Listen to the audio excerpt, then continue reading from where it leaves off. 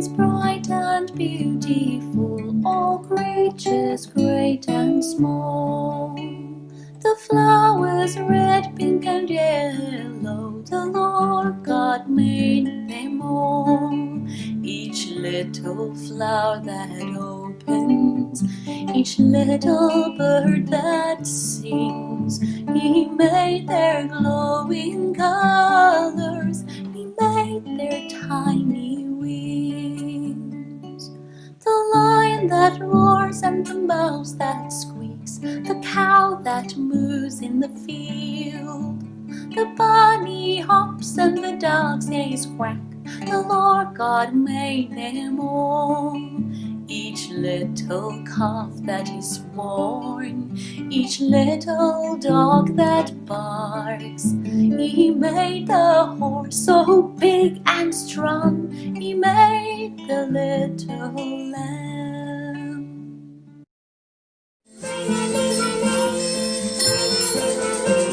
Story time with Dad.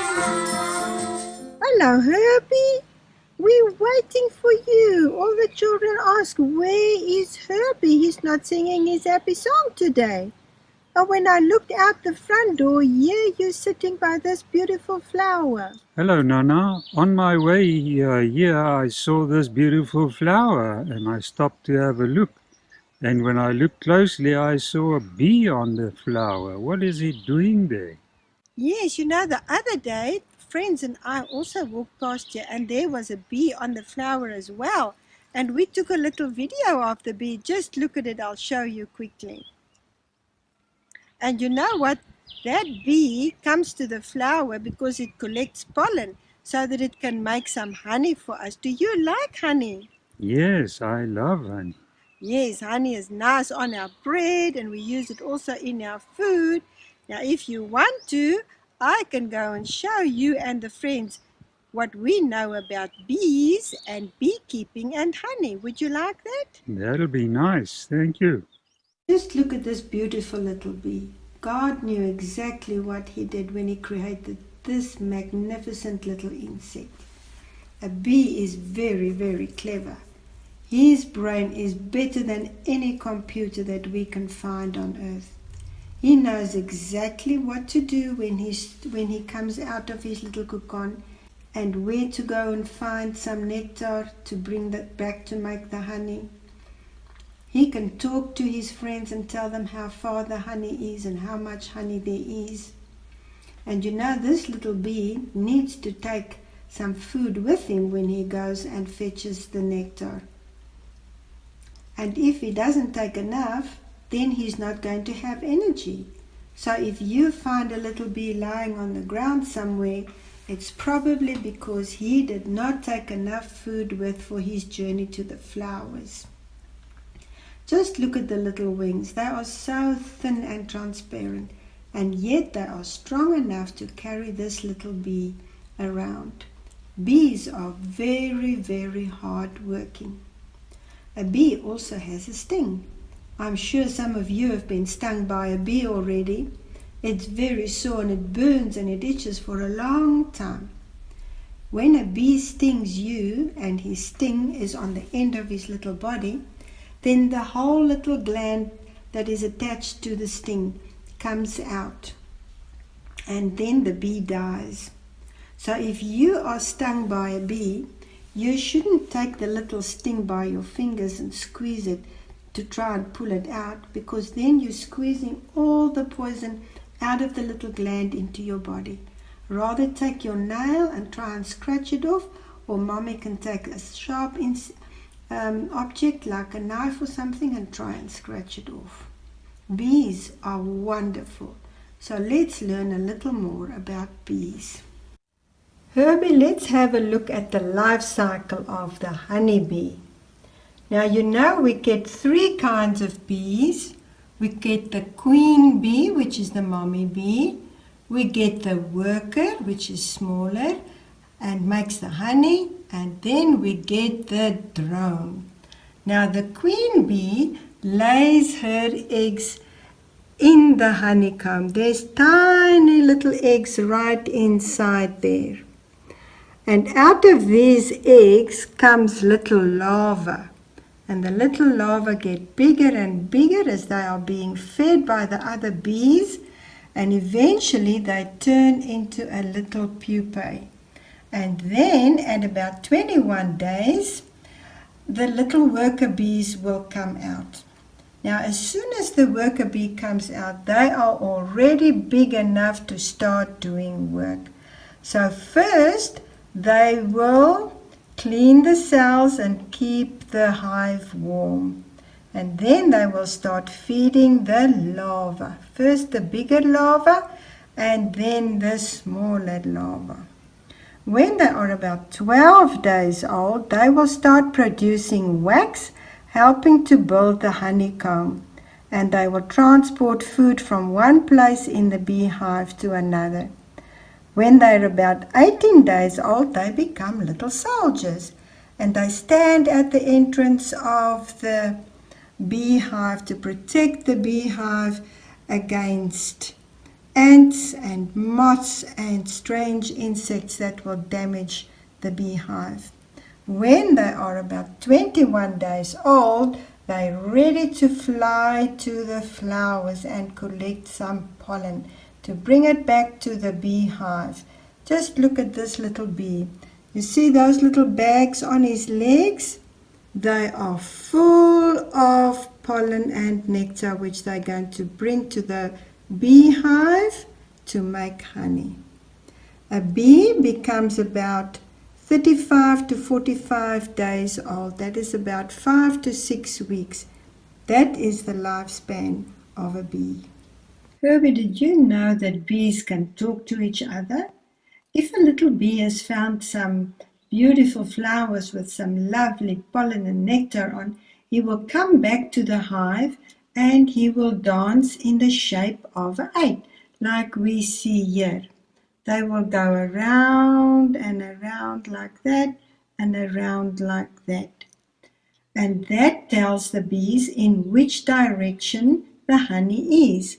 So this straight line tells them in which direction the honey is. The longer this section is that they dance, the further away the honey is. So if they dance in a circle like this, it means the honey is very, very close by.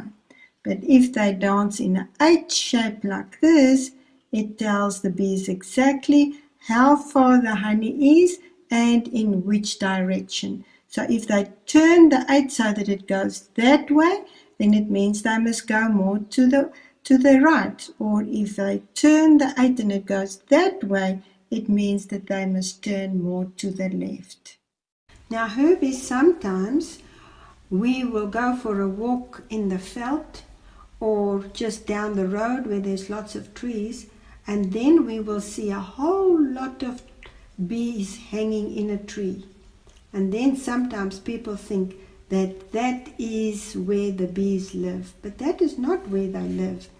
When the bees do that, it means that the beehive or their nest where they live is too full, and they have now decided to make 2 swarms. So they fed a little larva extra queen jelly. They made a new queen, and now they are starting a new home with a new queen. And that is when they sit in a tree like that. They will find a place maybe under a roof or in a post box or maybe in a hole in the ground or in rocks, and then they will make themselves a new nest. Now in the next picture we can see some honeycombs. Now the front honeycomb is white, and you can see the little shape of the little cells where the honey goes into. But there's no honey in this one yet. The back one is filled with honey. When they build their honeycombs in the rocks or in other places and not in a proper beehive, then the honeycombs have got all different kinds of shapes, and they are not very easy to take the honey out. A honey box is called a beehive, and here we see two beehives, two brown beehives. You will see that there's two boxes. One bigger one at the bottom, which is where the queen stays and when she lays her eggs, and where the bees feed the larva and the pupae, and where they hatch. The top box is called the super. That is where the bees will make the honey, which we then will take out and harvest. Beekeeping can be a very, very nice hobby. Now here you can see our family, or part of our family. My daddy used to farm with bees, and then when I married Uncle Michiel, he also had an interest in bees, and now all of my children are interested in bees, and there my mommy is still with us when she was still alive. So we inherited the interest in beekeeping. Herbie, we also have tools that we use when we take the honey out. Now this one is called a hive tool. It's almost like a knife. So when the frames with the honeycombs in stick to each other, you put this in between there so that you can loosen the frames from each other so that you can take them out of the box. And then we also have a little brush. This is to brush the bees off the honeycombs very gently so that they don't get hurt, and you put them back in the box when you take the honey out.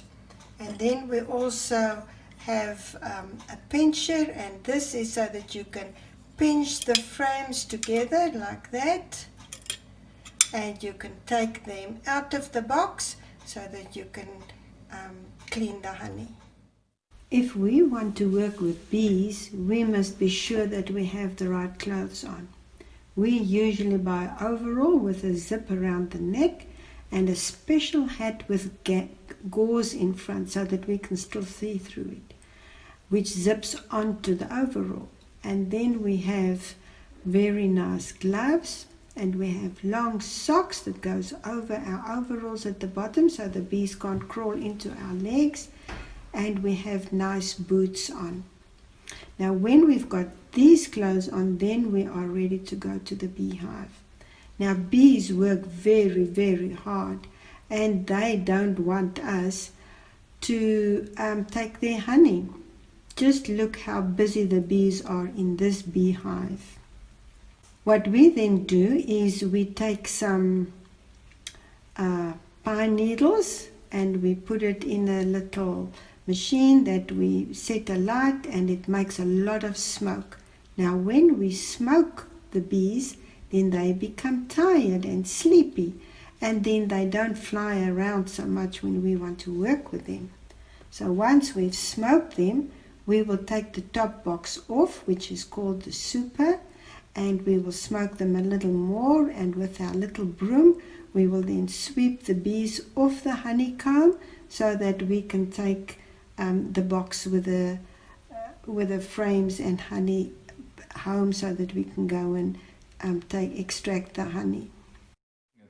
So you can see these are all the frames. This is what we call the super, and then we've got this little comb that we use to open the little wax layers of the honey tubes.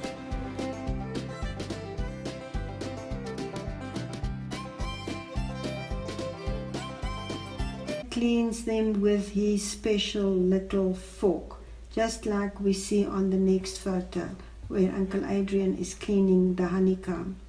Now the next photo we will see that a part of the honeycomb, the wax has been taken off, but part of it still has the wax on.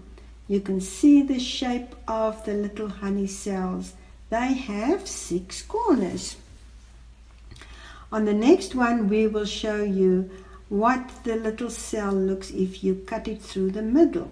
You will see it's a long little cell, and it comes from both sides of the honeycomb. So the bee will fill it up on the one side and then close it up with wax, and then fill it out again on the other side. So when we've now taken the honeycomb's wax all off, we put these frames with the honeycombs on into a honey extractor. You'll see Uncle Michiel putting them straight up in the honey extractor, and then you turn the honey extractor fast, and the honey shoots out of the little cells. Just look how the honey is shooting out here and how it is running down on the side of the extractor. Now when you've cleaned all your honeycombs and you've extracted them all, then you can open the little tap at the bottom of the extractor, and the honey can go into the bottles or into little buckets, whatever you want to use. Sometimes there's a bit of wax in the honey, and then you use a sieve. You will hook the sieve onto the little tap, and the honey will run through the sieve and the wax will stay behind, and then you will have nice clean honey in your bottles. Honey can also be used as a medicine for when your throat is sore, or if you have a sore place that doesn't want to get well, you can also use honey. In the Bible we also read about bees and how hard they work, and we also read about milk and honey. And when the Bible talks about a place where there's milk and honey, it means it's a good place to stay and a place where you will be happy. Honey was also a great gift in the Bible times, and it still is a great gift. If somebody gives you honey, it's always something special. So, Herbie, I want to give you a bottle of honey, which you can go home and enjoy on your toast. Nana, thank you very much for a very, very interesting story. Bees is certainly a fascinating insect and certainly made by God. And thank you for the bottle of honey. That is really a wonderful present. I'm going to enjoy it very much. You're welcome, Herbie. I'm so glad that you enjoyed it, and I hope our friends enjoyed our honey story as well. Well, everybody, this is the end of today. We'll see you next time. Bye, children. Bye, Nana. I'm now going to have a sandwich with honey. Bye-bye, Herbie. Enjoy your sandwich. All things bright and beautiful, all creatures great and small. The flowers red, pink and yellow, the Lord God made them all. Each little flower that opens, each little bird that sings, He made their glowing colors, He made their tiny wings. The lion that roars and the mouse that squeaks, the cow that moves in the field, the bunny hops and the dog says quack, the Lord God made them all. Each little calf that is born, each little dog that barks, He made the horse so big and strong, He made the little lamb.